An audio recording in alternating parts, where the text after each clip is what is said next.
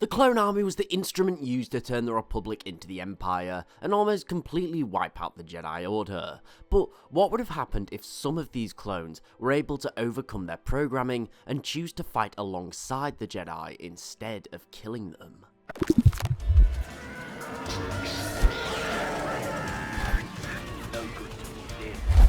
So for this theory, we're going to be saying that when Order 66 is initiated, not all clones' inhibitor chips work correctly.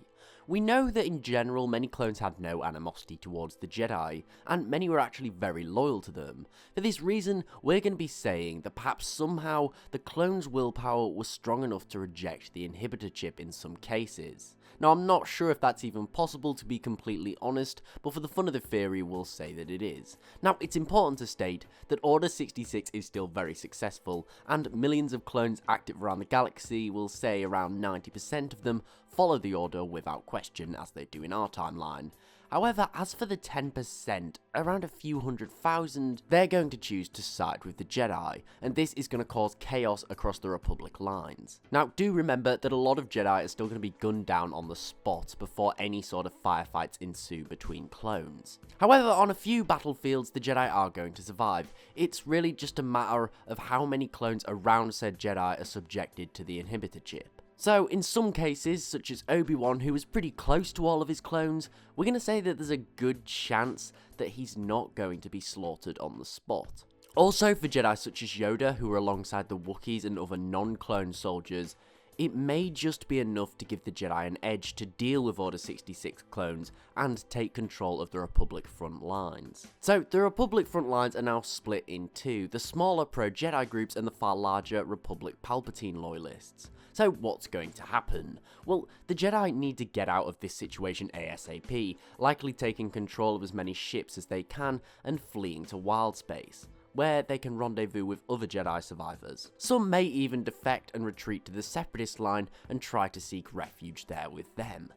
Not only this, but hesitation made during carrying out the Order and the Jedi who did survive will allow them to send off distress calls, meaning that other Jedi will be warned, particularly those at the Temple, meaning that countless more Padawans, Knights and Masters will be able to escape before the 501st reaches them. So we're going to say the majority of the surviving Jedi take their loyal clones and a few ships with weapons, vehicles, etc. to the unknown regions. Now, there's still going to be about 200 to 300,000 clones still loyal to the Jedi, which is tiny in comparison to the Republic and Separatist armies, but that's still a huge amount of troops to be concentrated in one place. Remember, there was only 6 million clones throughout the entire war, and that served across the entire galaxy. So, having hundreds of thousands of clones and hundreds of Jedi potentially all in one place, that is going to be a very powerful fighting force. And this is very bad news for Sidious and his new empire. Not only will this completely undermine his rule, making him look weak, but the surviving Jedi can then go and tell the galaxy their side of the story.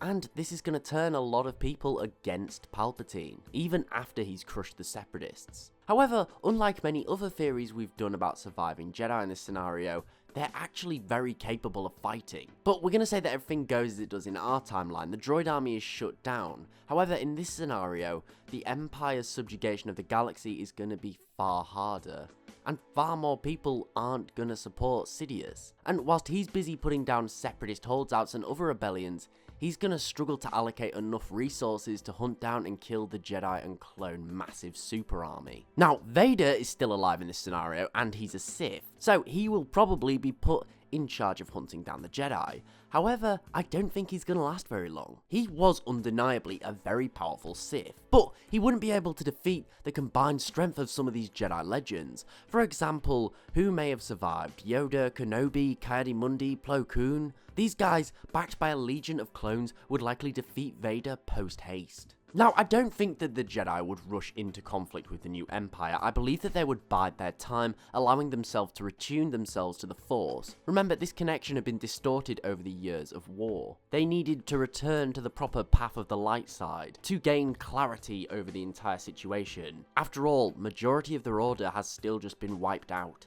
and the Sith have not only returned, but they've taken power. Meanwhile, their clone army would be trained further, and they would possibly begin recruiting ex-Separatists and Republic/Jedi loyalists to their ranks, making their numbers swell even further. This entire time, the Empire is going to be incredibly weak and effectively crumbling. Sidious would need to replace the clones very quickly, as they've proven that they can disobey orders, and Sidious would not trust them anymore.